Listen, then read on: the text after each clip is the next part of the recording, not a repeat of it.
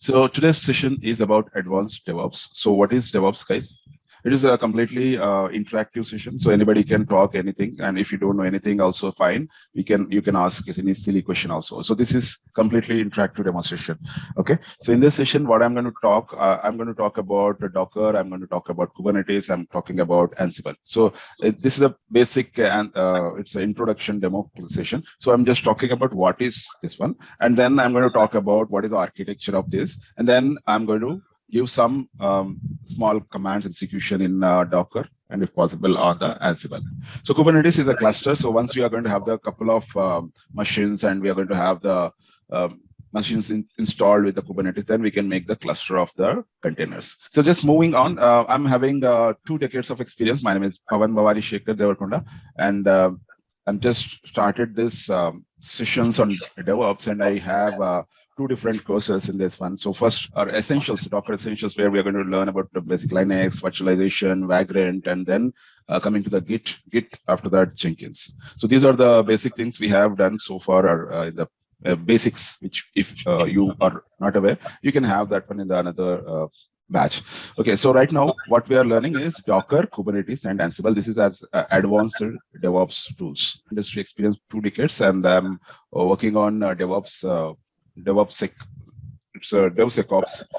So it is sec means security, one extra, and automations is a part of my regular job. So this training and mentoring is my passion, and I'm doing this as a just a part-time, as in the mornings or evenings or weekends I do. So I worked on middleware technology. I did automations with shell scripting. I also worked on Python programming, and I posted something blogs on Python orientation, cloud automations. So coming to this DevOps, I've posted separate blog, that is DevOpsHunter.blogspot.com. So it is totally talks about all these tools what we are using in the DevOps. Okay, so that is about my brief intro.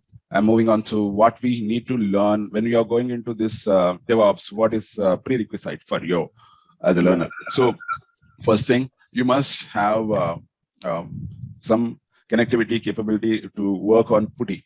So if you have SSH connection, then most of the cloud environments, Azure or AWS or GCP, they're all connecting, creating a virtual machine, and then we are going to try to connect with SSH. Whenever you're trying to connect with SSH, flexible tool which you are going to use, PuTTY. So PuTTY or PuTTY, whatever the word we are using, when you want to try to type, then you should have a good position on the keyboard, and you can easily work on most of the commands. And DevOps is most of the non-GUI thing. DevOps is most of the CLI.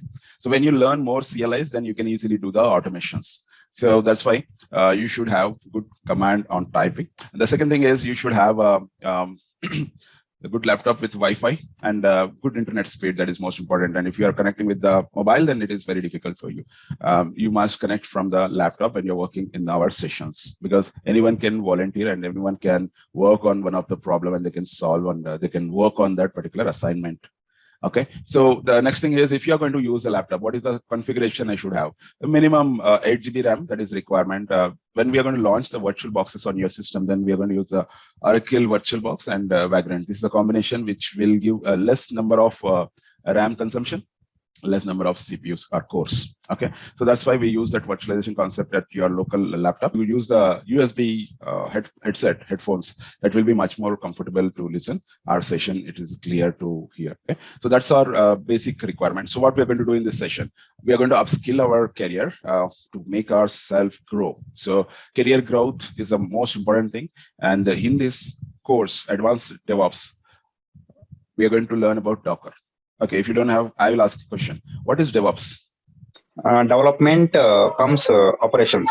So it's a combination of 2 words, development and operations together. DevOps team, right? Yes. Yeah. Yes. So what do you understand? Now everything is moved towards only one team, one single team. DevOps, is it a tool? Is it a software? No, it's not software. DevOps is not a software. A combination of tools. A combination of tools. Okay, great. That's nice. Okay, Combination so of tools DevOps used to get set our task actually. See, development task and then operational task like server part, administration part. It will include both the things, development and administration part. That's nice. Yes. So DevOps is a culture. DevOps is not a software or it's not a product. DevOps is a philosophy. So DevOps, development and operations. So earlier it was separate teams, two different teams. So development team is used to develop only their code. They are responsible for releasing up to the release part. So they always think about the application working on their machine, and then they are going to deliver it to the next stakeholders. Okay, now the culture changed. DevOps word came around 6 to 7 years, and there are a lot of tools, hundreds of tools in the DevOps, but only a few tools are very famous or marketable or more used in the most of the cloud platforms. So when you're going to move from a legacy system, or if you're working on data centers, old style of systems, they are migrating towards cloud. When they're migrating, they are looking for less expensive and smaller in the size of the softwares. So that is a main goal. That is the actual thing that is given by some of the softwares. That softwares are Docker, Kubernetes. And when you're doing these automations, then Ansible is a topper in the configuration management. It is also giving the infrastructure as a code. And also it is going to give the more flexibility, not only for software development, it is also giving the flexibility in operating system administration part, operations, and network level changes also we can do from the Ansible. That's the greatness of Ansible. So when you're going to deal with this advanced DevOps, we are going to learn about Docker, we are learning about Kubernetes, we are learning about Ansible. Okay, so Docker is a technology that allows all softwares, whatever you want to run for one particular project, that you can put into one container. Everything you can put into one container, single container. The container technology, what is this one, why we are using that, we'll discuss in our detailed sessions. But at the moment, Docker is containerization tool. Now next, when you are having more number of containers, then more number of virtual machines, whenever you are having, just like that, whenever you create more number of VMs in your cloud, it's the same structure, same way Docker is also creating multiple containers. When you have that kind of environment ecosystem, then Kubernetes is going to ensure that coordination running of multiple containers. It is going to do orchestrate. It is going to do how to run multiple containers as a cluster. If one container goes down, another container will comes up and continue the business. So never ever customer, the end user feels that there is something is gone. The server is down. They never get that error. When you are using a cluster technology or orchestration tool, that is the responsibility of Kubernetes. The next thing is, whenever you are going to build this automations, whenever you want to make configurations, whenever you want to make applications running on multiple containers, multiple Kubernetes clusters, then how we can make that one ensure this code is going tomorrow, just tomorrow. Earlier, the life cycle was long and it was taking every year 2 times releases. Now it is 2 weeks. It is reduced to 2 weeks to release a new feature. If you are not releasing in time, then you are going to have the competitor is going to take over and they are going to release that same thing. So if you are not in the race, then your software is going back. So if you look at this kind of race, this is most of the time happening in the e-commerce websites like Amazon, Flipkart, other. So if you're not releasing, then you are lagging behind, your business is going back. So every time a software company, a business, they want to release their enhancements so quickly, that is possible with the Ansible automations. Okay, Ansible supports network, application level configuration management, and operations to your production servers. It may be running on cloud, it may be running on premises. Also, you can use the Ansible. Okay, that is about what we are going to do in our course. That's a high level thing. So in this today's session, what we're going to learn? We're going to learn about what is Docker, Docker concepts, and then Docker engine, how it works, what is the architecture of that one, and how it is going to be deployed onto multiple servers, what is the structure, then Kubernetes concepts, Kubernetes architecture. Then we are going to learn about Kubernetes deployment in a high level. It's not writing everything and doing that. So after that, we are going to see Ansible overview and Ansible automation. That will be the overall last part of our demo session. So problem with why we need a Docker. So first try to understand a problem, then we go to solve the problem. Okay, so the problem is it works on my system. This is a simple cartoon that will tell you how this Docker is going to solve that. So somebody writes, the development team, they're writing the code and they're going to run on their laptop and it is working exactly perfect. They don't have any problem. When it goes to the QA, the code goes to the next team after development, it will go to the QA team. Then your QA team is saying my code doesn't work. What they are given the values, that is not working. Maybe they are having the problems because of their dependencies in the machine, the libraries. The whenever you try to install something, the softwares may be not upgraded in the QA machine, what the developer is upgraded. Okay, so these are the common problems in every IT project. The common IT problems are collectively selected and they understand this problem. And if you are going to have the same thing, what developer successfully compiled, he make a pack and he gives to the testing team. Then what happens? It will solve the problem. So this is a problem and what is the solution? So there are two solutions. Whenever developer write the code, is going to check in and it will go to the SVN, Git, GitHub, GitLab, anything. After that, it will go to the server. It may be Windows, it may be Linux, it may be XOS. Somebody is working on something, then it should work. Then how it is going to work? Same content what developer is having to run that program, that is packed and shipped to the end user. Then it will work, right? So tester will test and he will raise the bugs and it will be resolved by the developer whenever he get the flow working. So this is our overall solution, what we have earlier. So before coming to the containers, we have the solution saying that if we are going to have a host machine, we're going to create virtual machines. Virtual machines concept came and it is in Linux, it is called KVM, and your Windows machine and XOS machines, they can use this host.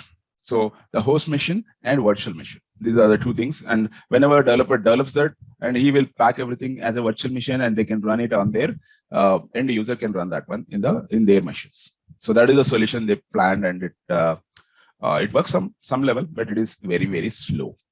So virtual machine, we are using Oracle virtual machine and this virtual VMware. So VMware is also given the same solution. And this is Oracle VirtualBox is open source. VMware is they have some limitations. Some versions of VMware is free. Some versions, if you are going beyond the number of boxes, then you cannot use a VMware. You have to get the license. So it is a commercial. So again, dependency on one particular company. So we don't want dependent. When you're looking at the DevOps culture, you should not dependent on the licenses. Okay, so we want something. It is very, very simple.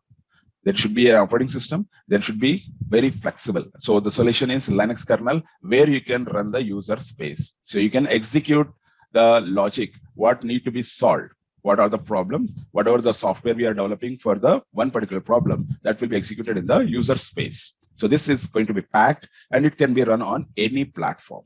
So this is what they planned, and that is what the Docker is implemented. Docker software, what does it do? The best solution is you can run a Linux, Ubuntu, you can run on Windows. RHEL, you can run it. Windows, you can run it. So anything you can run in a container. Listen, it is very, very simple. So Docker gives the flexibility as a best solution as a containers. The container will give you all this on your kernel. So if you see Windows is having a emulated Linux kernel, then what you can do, you can run your containers. So every Linux platform is ready to run Docker, and even on Windows. Okay, so if you see Windows desktop is one of the kind of Docker execution space where you can run. So handling microservices, which is very, very important thing, which gives the containerization concept. So whenever you create application, Java application, Python application, whatever application, that will run in a smallest size. That is the main reason. So when you are going to look for the containers, we don't take all the software, the operating system softwares. If I'm going to use the Ubuntu kernel, Linux kernel. If I'm going to use the RHEL, Linux kernel. And then one part, how their basic difference, what you are having, only that part will be there in the container.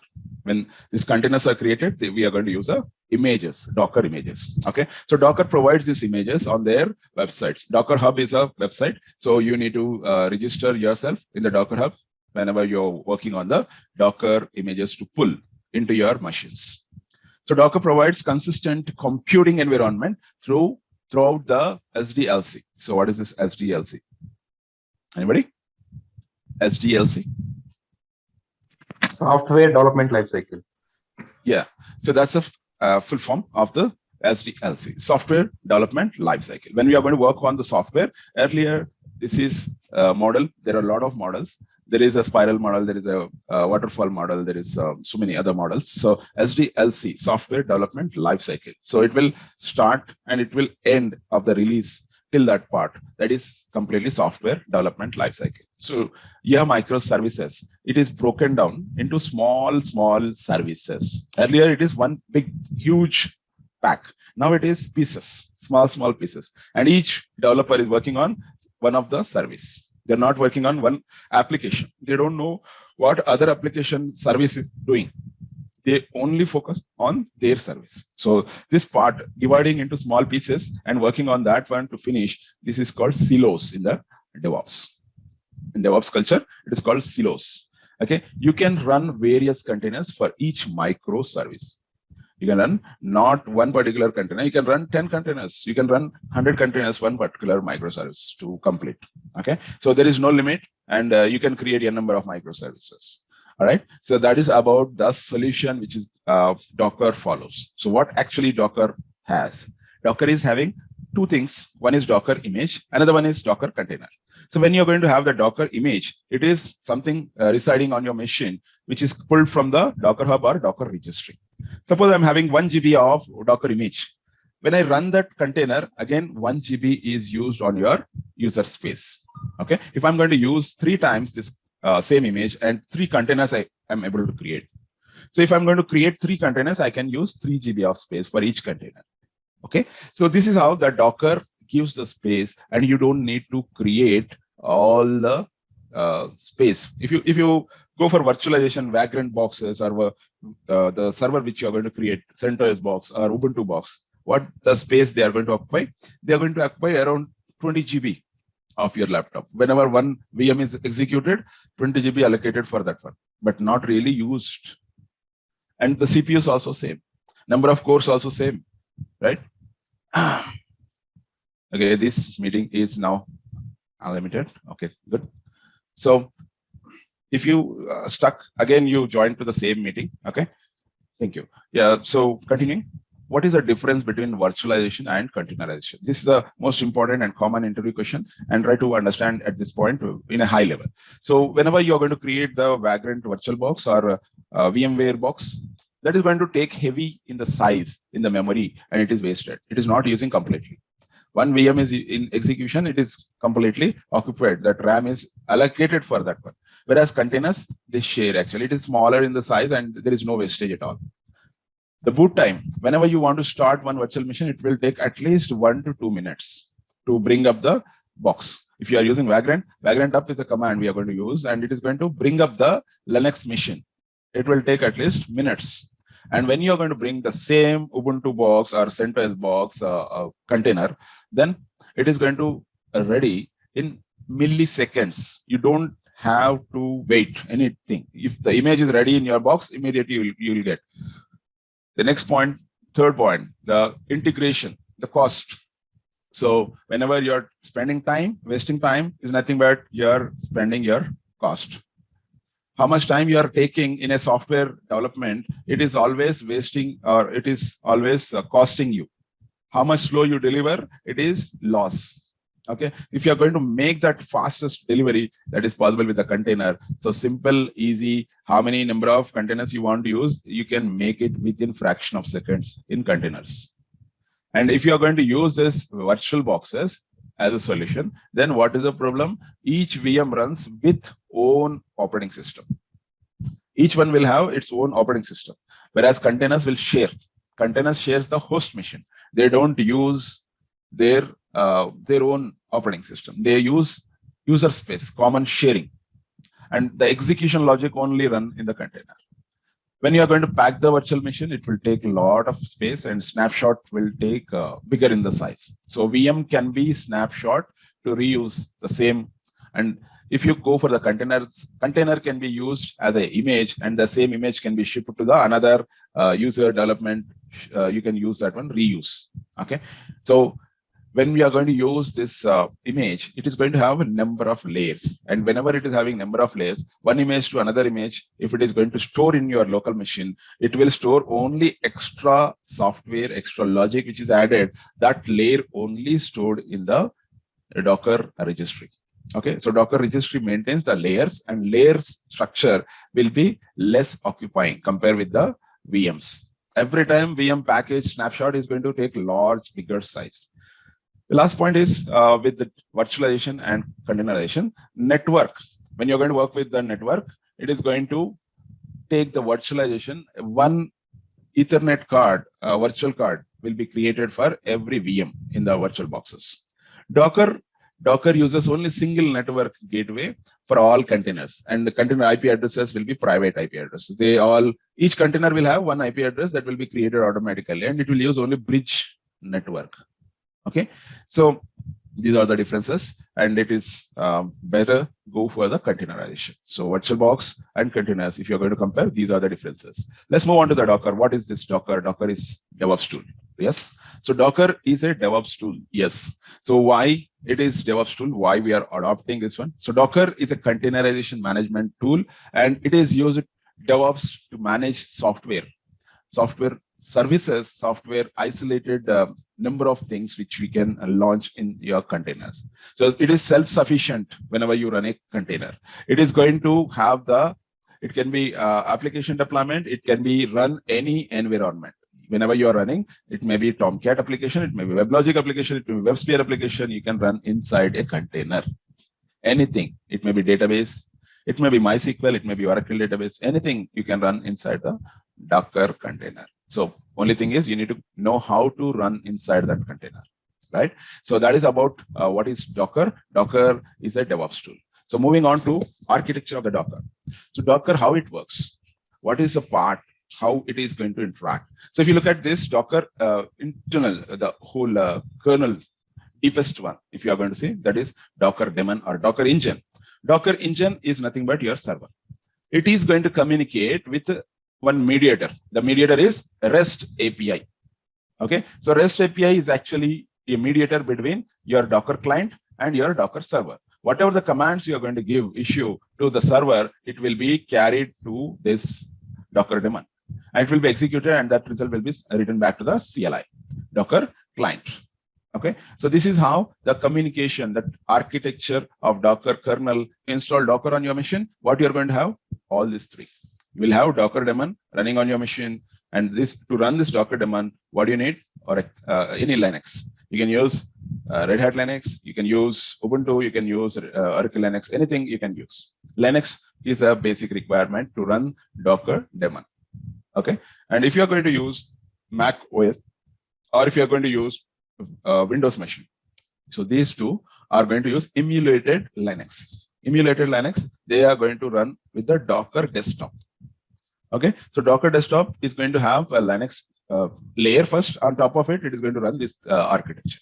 So what we are going to get, what we are going to run in this Docker. So these are the four things what you are saying, which you can run. Okay, so when you're going to work with the Docker daemon, Docker, let's first understand the layer structure which is going to be created, that is a Docker image. So it is managed by your Docker CLI, all the commands, whatever you issue, and it will be given to the Docker daemon, and it will create the image, or it will pull from the Docker Hub. You can create your own image. You can get it from somebody created. That is Docker image. You can reuse that image, and you can make n number of containers. You can make 10 Ubuntu boxes, containers, or CentOS image. If you have, then you can create hundreds of CentOS containers. So that is possible with the container related CLI commands, Docker CLI commands that will be issued, and Docker daemon will create those things. Okay. Once you create the container, then what you are going to have on that? You can have the data volumes, you can have the network. So if you're going to create 100 containers, how they communicate each other, that is nothing but Docker network. Network between the containers, it will be established, and you can use that one. Coming to the volumes, you can store the data in your Docker. So Docker, whenever you are going to use MySQL container, if you are using, or if you are using PostgreSQL, these are the databases where you have to persist the data. In that case, we are going to use the volumes. Even if you are going to run the web applications, web servers, the web applications, we are going to store the HTML pages, static contents in the volumes.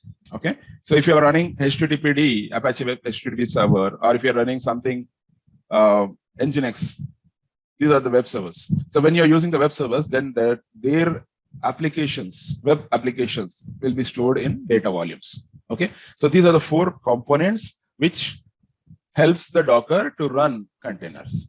Okay. To run the container, what do you need? Containerization tool, that is separate tool that is called Containerd. Whenever you see where there is a Docker engine is running, you can simply do ps-ef, you can see Containerd. What is Containerd? It is running a daemon to run the containers. Volume, network, image, these are called Docker objects. Docker objects helps to run the Containerd, and you can run number of containers. Okay, so that is how the Docker architecture works. Clear? Any questions? No questions? Moving on. So now what type of Dockers I have to use? If I'm working on AWS, what should be there? If I'm working on GCP, something different. If I'm working on Vagrant Virtual Boxes, then how it is going to work? So if you take all these scenarios, GCP, AWS, Azure, anything you take, or EKS, ECS, anything you take, the structure of your Docker works in the same fashion what we are seeing in the screen. You're going to have Docker registry for every project. It is a starting point. Docker registry. These registries are 2 types, public registry and private registry. No company wants their project should be open. That's why what they do, they create their own private registry. We'll try to create a registry and understand how it works. From that private registry, we're going to have some customized Ubuntu, customized CentOS box or Nginx or Redis. All these are different images. On Docker Hub, we are having all these public repositories providing. So from the registry, we are getting that where you're running inside the Docker host, where Docker is installed.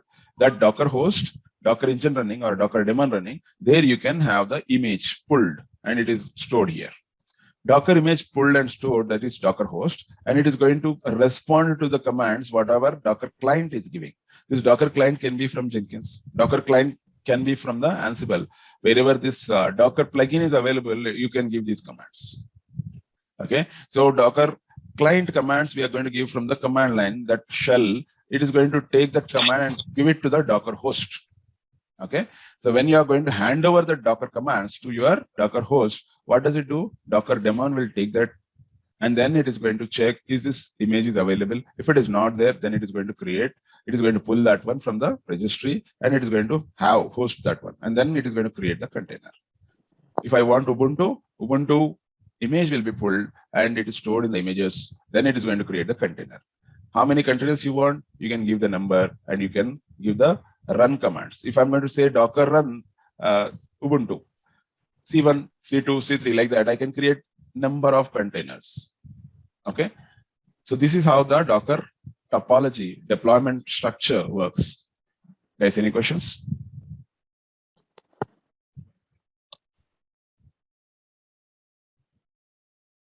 Okay. Docker, why we are using Docker? Docker is one of the biggest solution. When you look at the SDLC to DevOps culture, the major change. Earlier, entire software is one particular application. It's one block. Okay, if you see here, this is a monolithic application. This is a earlier waterfall model, and it was earlier two times in a year they're going to release. So one feature comes, when it comes, we don't know whether it is present inside this one or not, we don't know. Whereas this one, microservices, all are small pieces. If there is need of shipping, very easy, and one particular block, they can move on one boat also, they can ship. So that's why the containers, these are all containers. Containers are easy to move. Monolithic is very big block. You cannot move. You cannot change. Here it is very easy to ship. So what is the ship word? You can have a project today in AWS. Tomorrow you can run entire thing in Azure. The shipping is very simple, easy, because all are microservices. If you take all the services out from AWS to Azure, it will work. How it works? Docker take cares. You need only Docker engine on the AWS VMs, Azure VMs. Only that is the requirement. And shipping is very simple. Containers registry will contain the images, and images can be shipped from one cloud to another cloud.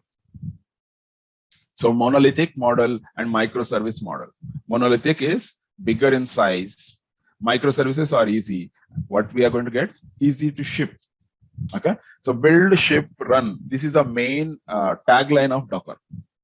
Okay. So when you look at the Docker, when you go to the Docker website, docker.io is a website. And whenever you see the software development, it is so simple, easy.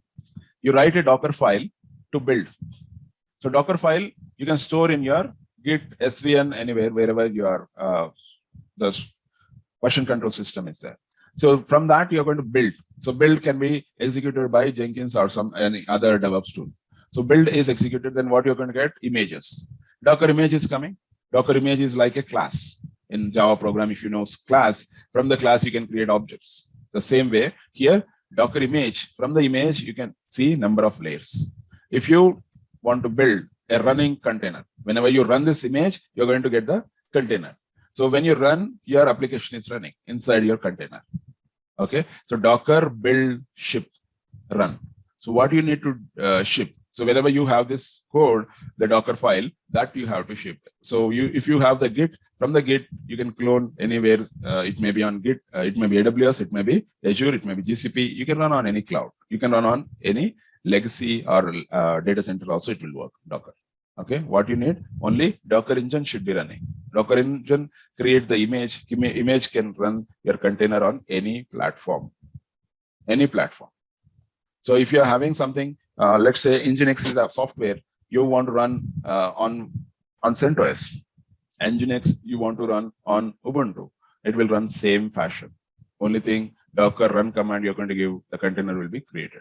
Okay, so that is how the Docker is going to solve. Docker is going to run. So what is how it is going to work? What is the command where you can see all those things? Let's have a small demo, right? So Docker demo. Docker, what we're going to see here is Docker connecting to the Docker, a Docker lab, and then we are going to see the version and how to pull the image, and then we can see hello world.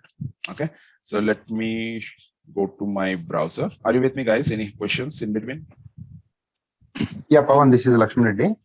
Yep. Yeah, Pawan, just I have one question. In order to create the images or Docker files, so can we create that already we have that application is running on the on-prem environment. So I just want to move that application into the as a containerization into the cloud. So yes, yeah. How because if that application is having already running in that particular OS, either maybe in the Solaris OS on top of that, the application is running on that. So how we can make that application as a containerization? Can you have that? Is it possible to shift that application from on-prem to cloud without any dependencies? Even that we have to check the dependencies, but I need the exact image from which are running in the on-prem. So can it possible? Can I possible to shift that application to cloud as a containerization? No, not as it is not possible. So you need to first break down that into the silos, and you have to make the microservices. If you are making the microservices, then you can ship. So the basic requirement of Docker is you can run on microservices into services. So container can run microservices. It cannot run application as it is. Suppose you are having the Solaris box and it is running WebLogic and it is having a lot of Java stuff. As it is, you cannot run. What you need to do, you have to break down. What you have to break down. First, try to understand for the application how many pieces you can make, how many modules you can make, and what are the dependencies. After breaking down, then understand the underneath dependencies. Let's say Solaris is your dependency, right? So Solaris is a platform operating system. If you go for the Docker, you want to run it in the smallest size. Okay, so let's working along with the demo, and I'll talk. Okay, so here is the Docker playground. Anyone can connect to the play with Docker on Google. If you type and you just log in to your Docker Hub, it will allow you to 4 hours access. So you can see here on the top, it is 3 hours, 57 minutes. It is going to give the access. Okay. And here I can type, it's a terminal and I can type the commands. Okay. So what is the version of this Docker? Okay, so this is the Docker version. Docker 20 is the latest version and it is available here. So what operating system it is having? How do we know what is the operating system? One is uname-a, you're going to give the command to understand what is the operating system. It's a Ubuntu flavor Linux operating system. And it is having x86 64-bit operating system, right? And still you want to know what is exact Ubuntu flavor it is. Then you are going to say grep-i pretty. Then you're going to say etc OS release, right? So you can see pretty name saying that Alpine Linux. So this is a Ubuntu flavor, but it is a Alpine Linux 3.12. So on this Alpine Linux, I'm having the Docker, right? So if you see disk space, df-h, right? So if you see disk space, I'm getting this virtual container, this VM with a 10 GB space, okay? The same thing if you go for the Solaris, you cannot get.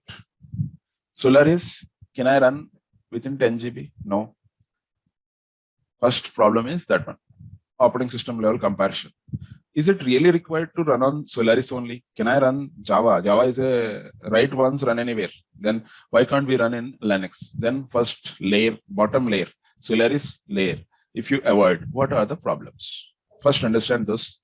After that, migration. You plan for migrating piece by piece. As I told you, you cannot move entire application as it is. It is not possible. What do you have to do? Break down into microservices.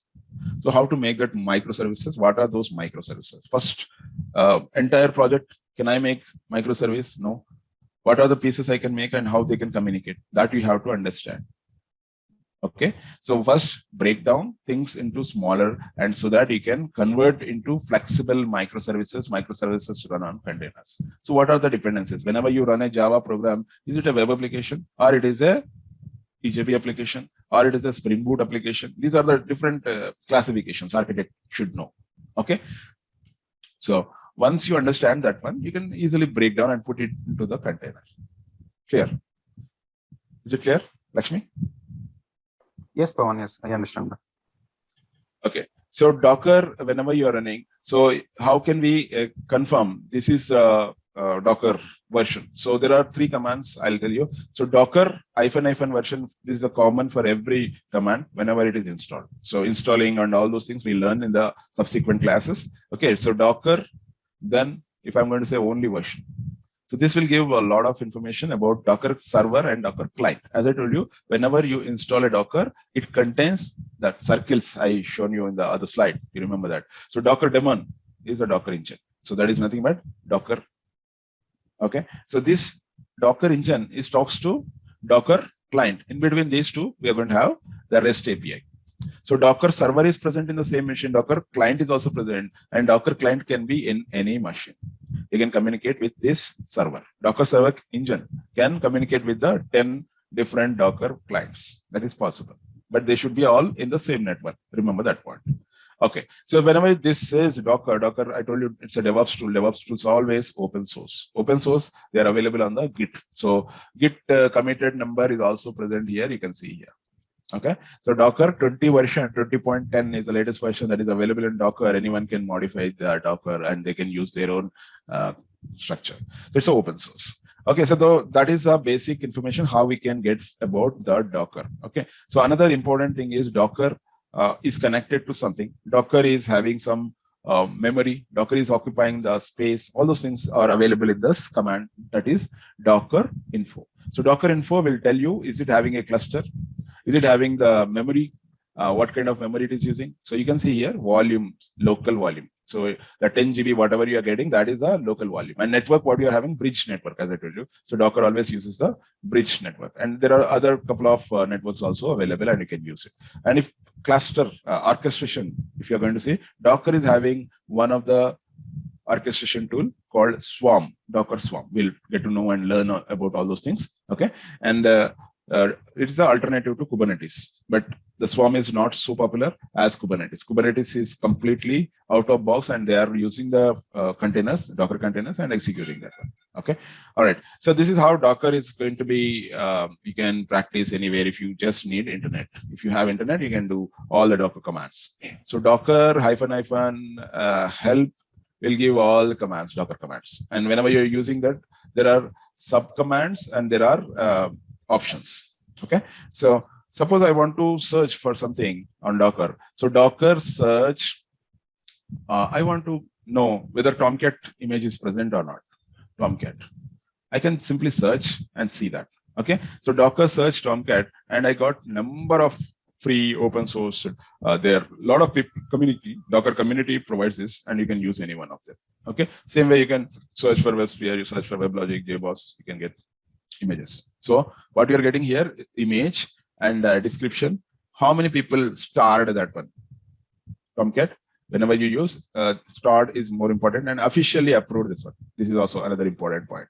Okay, and if you're going to see the platform, that is also matters here. Some of the Tomcats, they are running on Ubuntu, some of them are running in CentOS or something, they are running on some other which is smaller in the size. Okay, so at the moment Docker search doesn't show the size of the image, but if you want to get something about this Docker image, you just go to the Google and say Docker Hub and Tomcat. Okay, so it will show hub.docker.com and it is going to show the image details. Okay, who created this image and who is the owner. It's an official image. So is it official and how many downloads are happened so far? What is the command to pull this one? So if you just copy this Docker pull Tomcat and you can run that one here. Docker pull Tomcat. So whenever you say first time in your Docker engine, there is no image, then first time I'm pulling a Tomcat image. Okay, so same way you can also search something about WebLogic. You can search for Whalesay. Okay, so there are a lot of images available. Thousands of images are available. Any software you name it, and you will get that in the Docker Hub. Okay, so how to use is also provided in the documentation, and you can see here tags and overview. How to call this one? You can see here.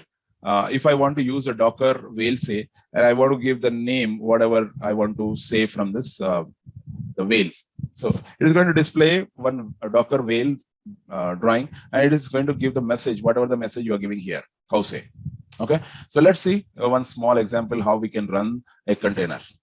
Okay, so here I'm going to say Vaibhava Technologies. What it is doing. Whenever I said run, that is also pull. First, it is trying to pull the image, and then it is trying to run the container. So here it ran the container, we got the Whalesay, and then it is saying that Vaibhava Technology. So whatever the line you're given, it is going to give that. So Docker run, Docker Whalesay, Kausay, then this is. So Kausay is a normal Linux command, and it is wrapped with this container. Okay, you can make your own containers, you can create your own project related containers and use that one. Okay, so that's about Docker demonstration, how we can pull the images, how we can run the and say hello or whatever, pulling the images.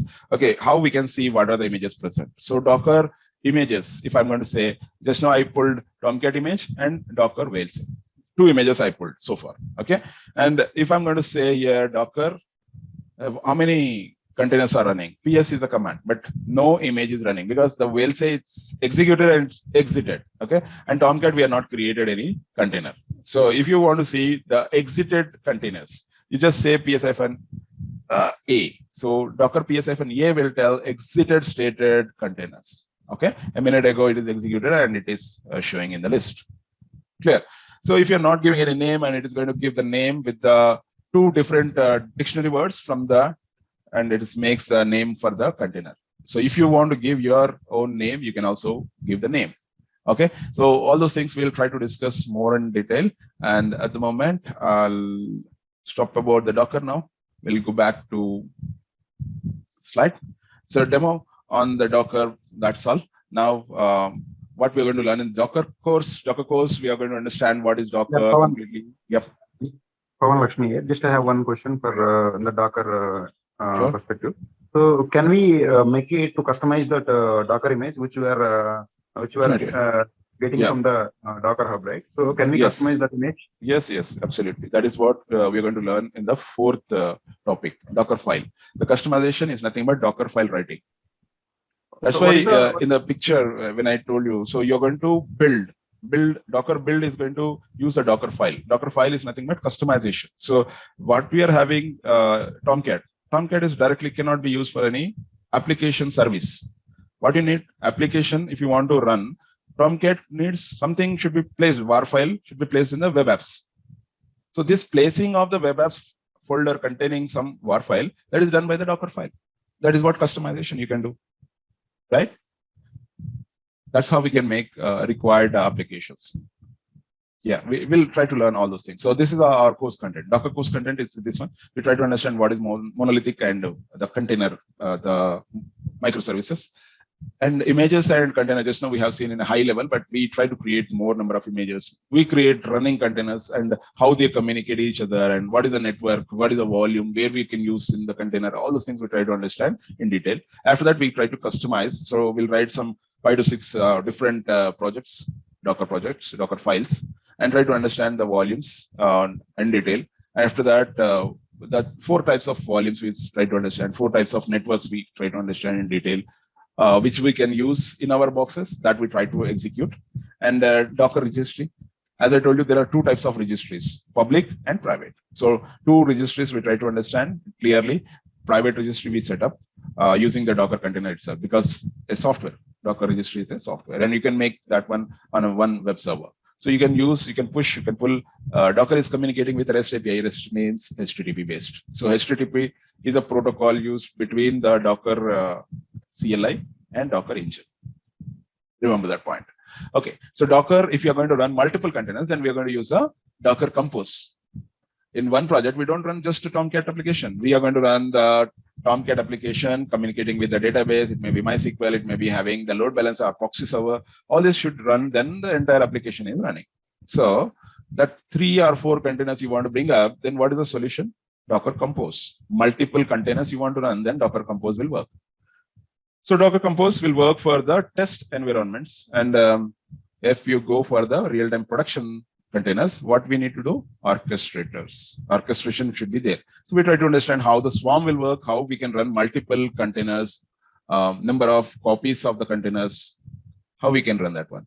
What is the possibility? That is orchestration of the container. So this is the overall Docker course content. The next thing is Kubernetes. So Kubernetes is nothing but your containers group orchestration, right? So cluster orchestration is a main theme of this one, and there are a lot of demand for the Kubernetes. Who know kubectl, there is a lot of demand for those. They're getting 30 lakhs per more packages who know kubectl command perfectly. Okay, so what is this Kubernetes? So Kubernetes is an open source software, and it is going to have automation, deployment, scaling capabilities, monitoring, containerization applications. So what it is going to do? 3 things it is going to do. You can automatically deploy your application. It may be running on Tomcat, it may be running on some other application. It may scale. You just create 1 container perfectly, and you can say, I want 100 containers of this. It will work in Kubernetes. It is so simple. It will expand the same type of containers. Okay, so that is called scaling. Scale up, scale down, both you can do. That is called scaling. Increasing the number of containers, decreasing the number of containers when there is no demand. You can do that one. And you can see the monitoring. The Kubernetes internally have the capability of what is happening in the container. If the container is running in a pod, what is pod? We will see in the next slides. No worry about that. So something goes wrong. Who will look? Always one operator should be sitting and looking at what is happening. It's not required. Monitoring will take care. Kubernetes monitoring internally automatically keep checking what containers are doing. If something goes wrong, automatically another new container will be created. So that is what auto healing. Auto healing. That is a special capability. Okay, so container, whatever you want to create, automatically deployed. That is possible with the Kubernetes. Scaling, n number of containers you can create, increase and decrease. You can do that one, and you can monitor. The Kubernetes will be automatically monitoring if something goes wrong, and it is automatically heals up, and it will create another container. So Kubernetes is like orchestration conductors, and it is going to have a limited sense. Whatever the artificial capabilities required for the administrator or operators, what they are doing, the same capabilities are added to this Kubernetes.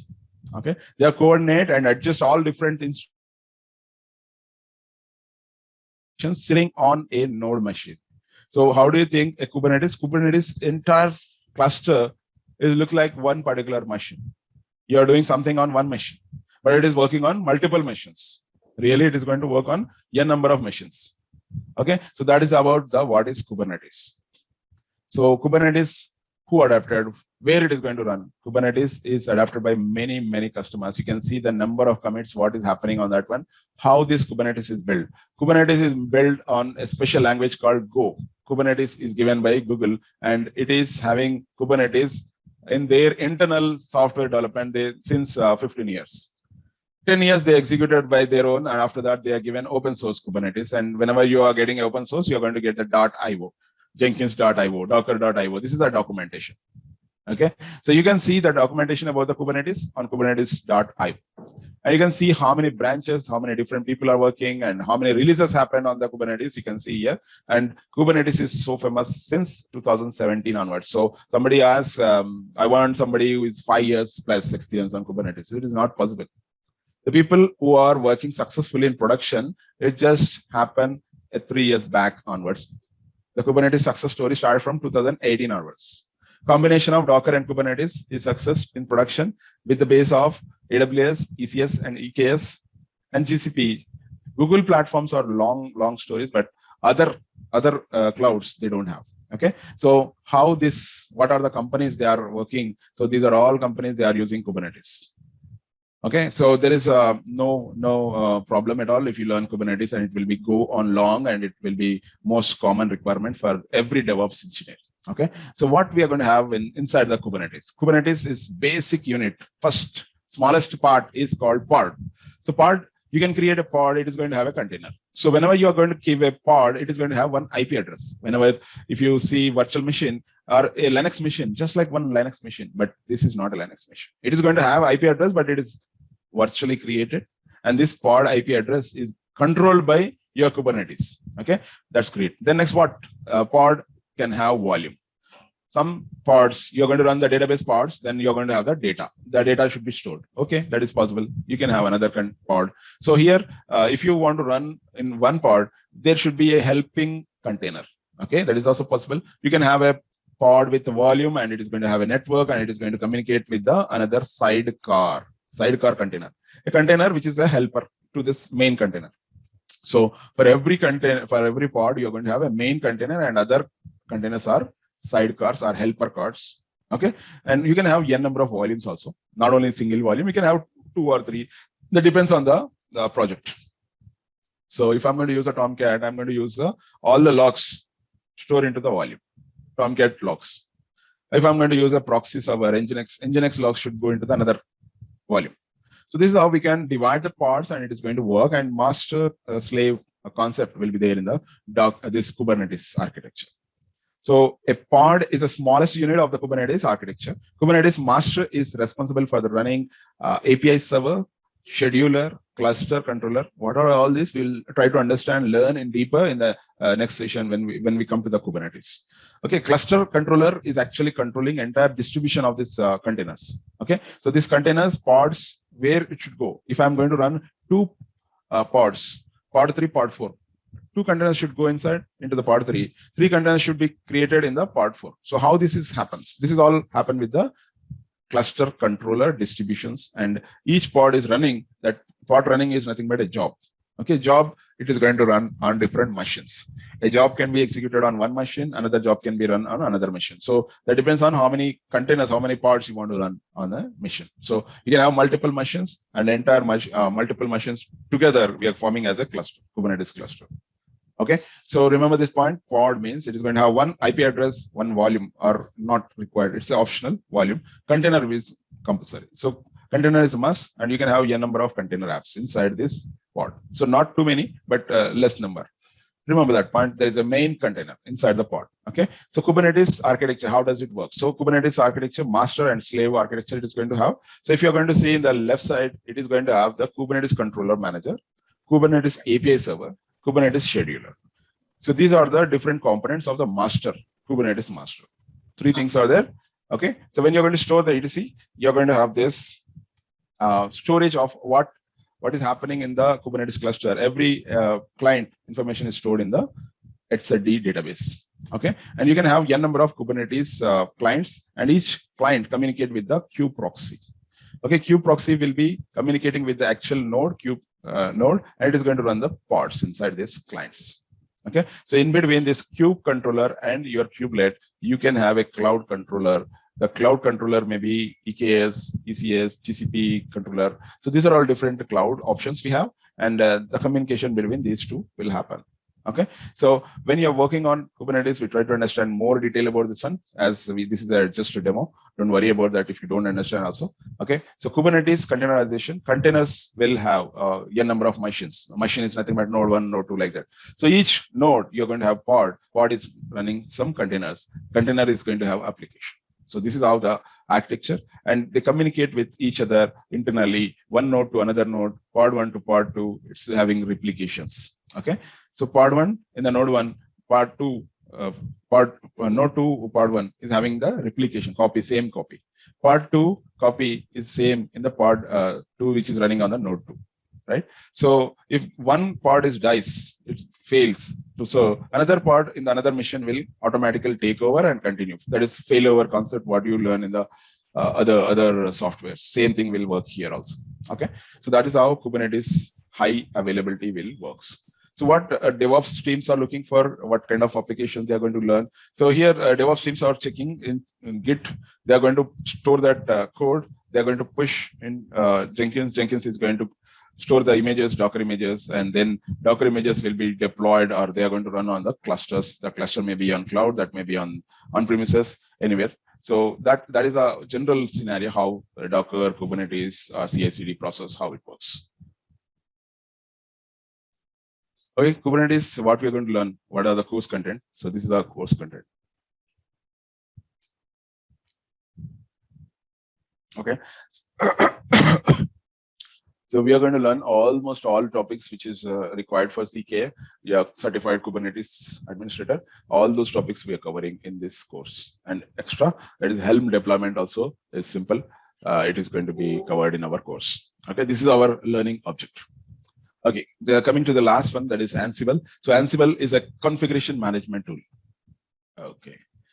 I think we are running out of time. So it's so quickly running.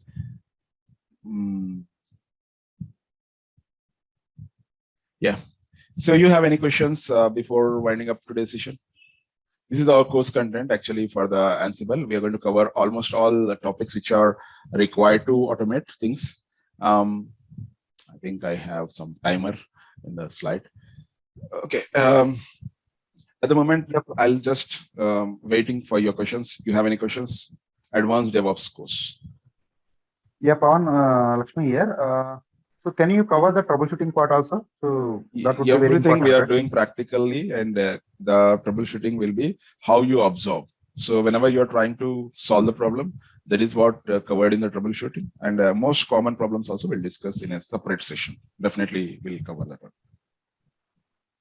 So how many sessions will cover for that all this for entire three topics will cover 45 days. If you want to go for only Docker Kubernetes, that is 27 sessions. Ansible included, then 45 sessions. How many hours will you have that each session? Each session one, mostly 1.5 max. That depends on if you have some internet problems or something like that, then it will be extended. But even I am also working. I don't want to extend too much time. Anything else, guys? Yeah, please follow me on social media. If nothing, we'll stop here.